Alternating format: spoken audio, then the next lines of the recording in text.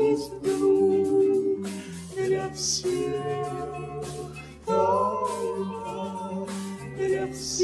Yo, check. Meron ba?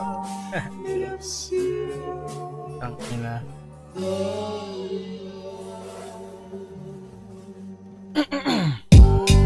Yeah, check. Whoa,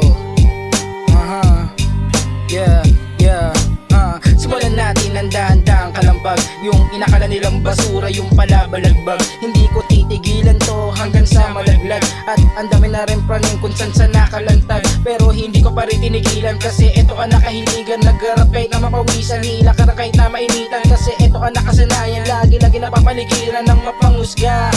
At yung mga kaibigan, Tapos na hindi kami balagbag. Paangat lang kami dito, di pwedeng malaglag. Kasama lang yung tattoo kung may kakaibang swag. Mga panty ng babae niya sa amin nalaglag. 10 toes na hindi kami balagbag. Paangat lang kami dito, di pwedeng malaglag. Kasama lang yung tattoo kung may kakaibang swag. Mga panty ng babae niya sa amin nalaglag.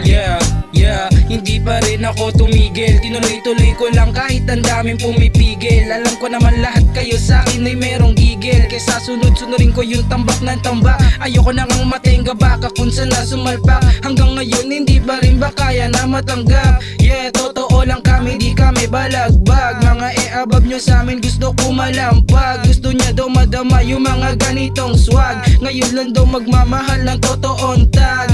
10 toes down, di kami balagbag. Paangat lang kami dito, di pwede malaglag. Kasama lang yung dadog pang may kakaibang swag. Pati panty ng babae nyo sa amin nalaglag. 10 toes down, di kami balagbag. Paangat lang kami dito, di pwedeng malaglag. Kasama lang yung tattoo kung may kakaibang swag. Mga panty ng babae niya sa amin nalaglag.